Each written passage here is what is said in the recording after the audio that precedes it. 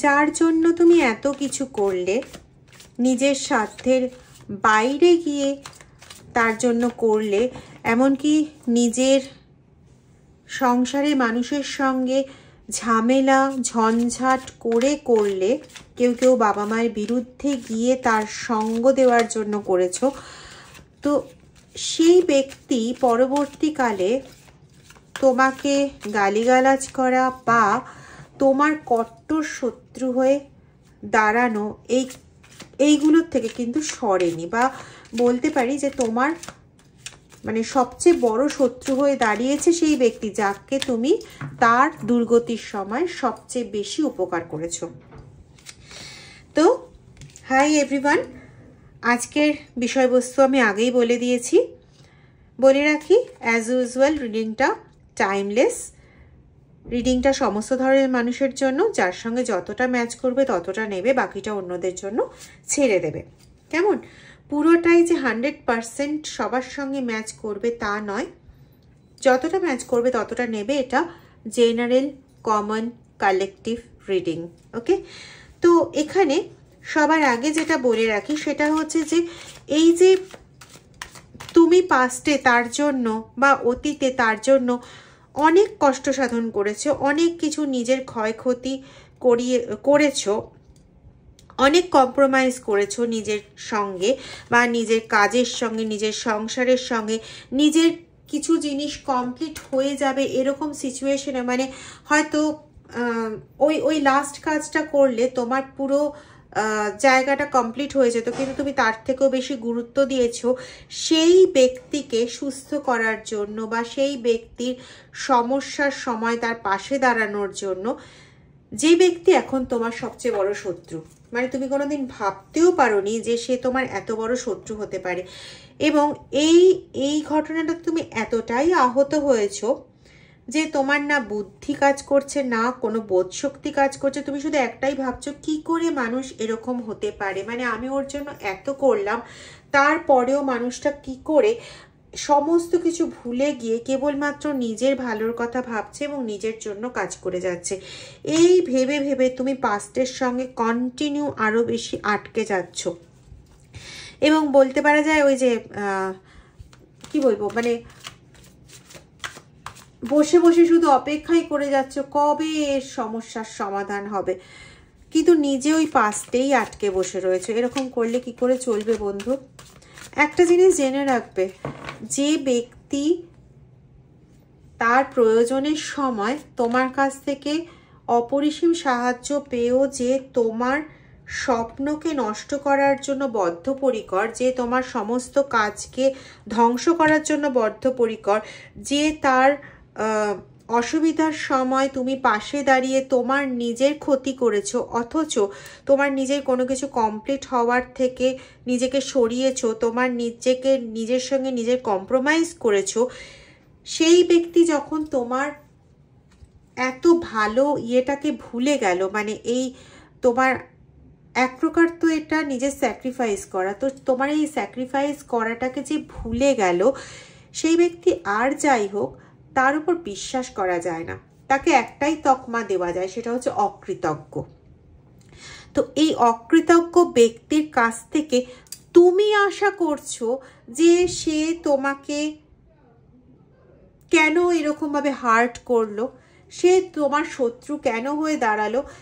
এই মূর্খামিটা করাই না মানে অত্যন্ত বেশি পরিমাণে মূর্খামি, মানে এটা তুমি মূর্খামিই করছো। এটা তুমি বোকা যে তুমি এক্সপেক্ট করছো যে ও তোমাকে পছন্দ করবে, ও তোমার এগেনস্টে কোনো কিছু অ্যাকশন নেবে না, ও তোমার সঙ্গে শত্রুতা করবে না, ও নিজের ভুল একদিন নিজে বুঝতে পেরে ফিরে আসবে, ও ফ্রেন্ডলিনেস, এটা অপোজিট কার্ডটা এসছিল, রিভার্সে কার্ডটা এসছিল, আমি এটাকে ঘুরিয়ে নিলাম। মানে তোমার এটা মনের আশা যে ও তোমার সঙ্গে ওতপ্রোতভাবে জড়িত একটা বন্ধুত্বপূর্ণ সম্পর্কতে থাকবে, কিন্তু যে ব্যক্তি নিজের মুখোশটা একবার ছিঁড়ে দেখিয়ে দিয়েছে, সে ব্যক্তিকে দ্বিতীয়বারের জন্য ভরসা করাটা না খুব বোকামি।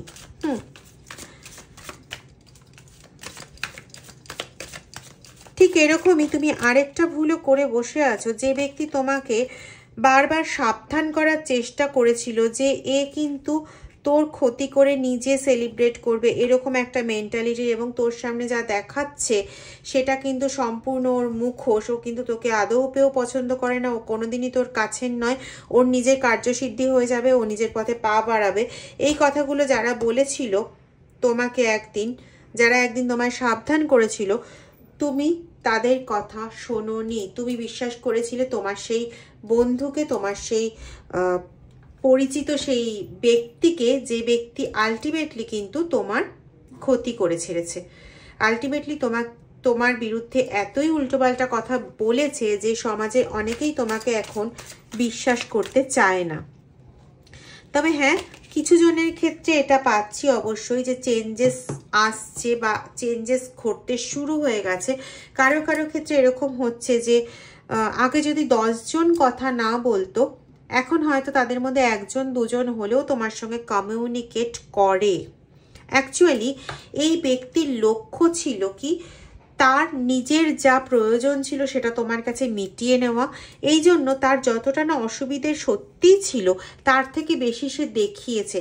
এবং তুমি আদবেই প্রচণ্ড বোকা হয়ে তুমি তার ওই দেখানোর ফাঁদে পা দিয়ে নিজের যতটা মানে ক্যাপাবিলিটি ছিল, যতটা তোমার এবিলিটি ছিল, তার থেকেও বেশি তুমি তার জন্য করে গেছো।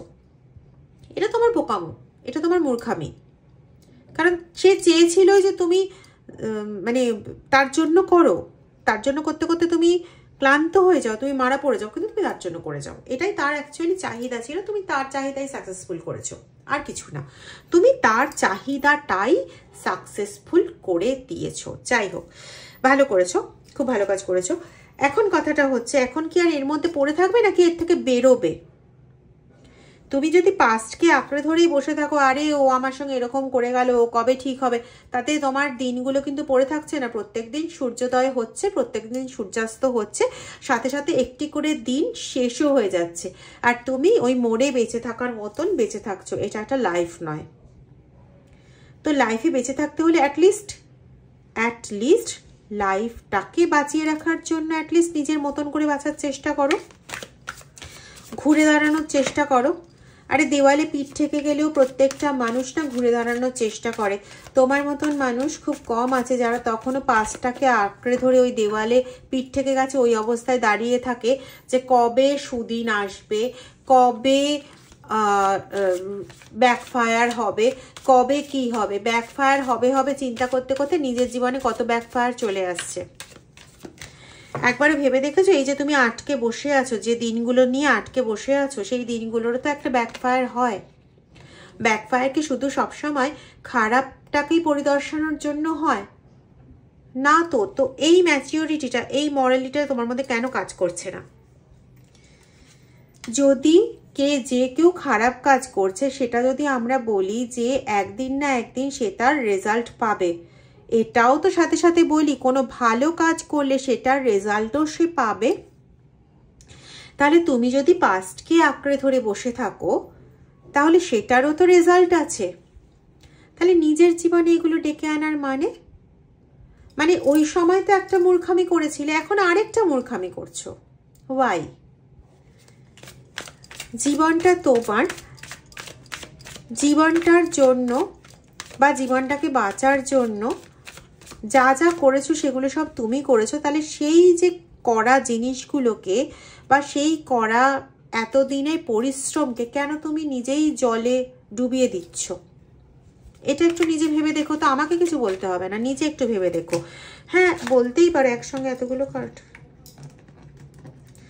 বলতেই পারো যে প্রচণ্ড যন্ত্রণা পেয়েছো, প্রচণ্ড দুঃখ পেয়েছো, প্রচণ্ড ক্লান্ত হয়ে গেছো, আর পারছো না, এভাবে চলা যায় না, এভাবে হয় না। কিন্তু তুমি এইটা বলছো, কিন্তু তুমি তো যথেষ্ট ম্যাচিওর। তুমি তো এটা জানো যে এটা বলেও কোনো লাভ নেই। যন্ত্রণাটা পেয়ে আলটিমেটলি যন্ত্রণা বাড়বে বই কমবে না। এটা হচ্ছে আমাদের এই যে কষ্ট পাওয়া, এটা হচ্ছে একটা বড় ছোঁয়াচে রোগ। একজনের থেকে আরেকজনের হয় সেটা তো বাদ দাও, কিন্তু নিজের মধ্যেই নিজের বিষক্রিয়াটা অত্যন্ত বেশি বেড়ে যায়। যে মুহূর্তে তুমি মনে করছো যে আমি পুরো ধসে রয়েছি, ও তোমার ওই চিন্তা তোমাকে আরো ধসিয়ে দেবে, কারণ তুমি মন থেকে আরো দুর্বল হয়ে যাচ্ছ। আমি একবারও বলছি না তোমার সঙ্গে যা করে গেছে সেটা কোনো অংশে ভালো ছিল, যথেষ্ট একটা রাগ কাজ করছে, কিন্তু তথাপি বলবো পরিণতির মুখে আসা সম্পর্ক নষ্ট হয়ে গেছে।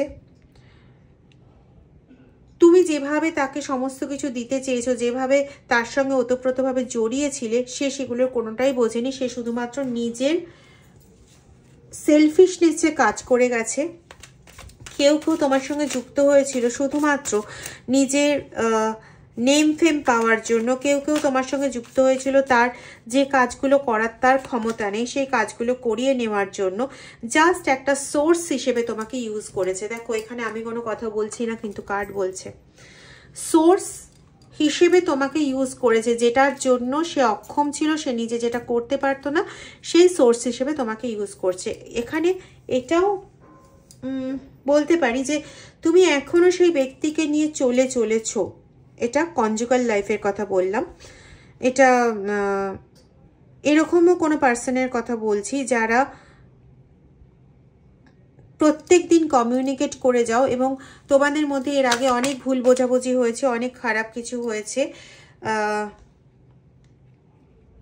তুমি অনেকবার ডিমোরালাইজ হয়েছো, তার জন্য অনেকবার তোমাকে এরকম সম্মুখীন হতে হয়েছে যে তুমি একটি ভূতের রাজ্যে চলে গেছো, এবং পাস্ট লাইফকে ধরে থেকে তোমায় বসে থাকতে হয়েছে।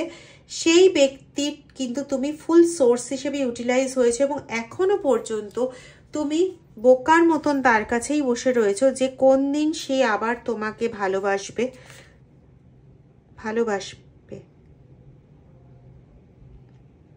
মানে তোমরা মেবি সংসার লাইফে বা লাভ লাইফে রয়েছো, বা লাভ লাইফ থেকে 5 to 10 ইয়ার্স এরকম পাচ্ছি যে তোমরা দূরত্বে রয়েছো, কিন্তু কমিউনিকেশন রয়েছে তোমাদের মধ্যে থ্রু কেউ, মানে কোনো বন্ধু বান্ধব কারোর মাধ্যমে, অথবা তোমাদের নিজেদের মধ্যে ওই মাঝে মাঝে হাই হ্যালো টাইপের কমিউনিকেশন হয়। কারো কারো ক্ষেত্রে এই যে যার দ্বারা ক্ষতিগ্রস্ত হয়েছো, জেনে শুনেও তাকে বহন করে নিয়ে চলেছো তোমার কর্তব্য বোধে।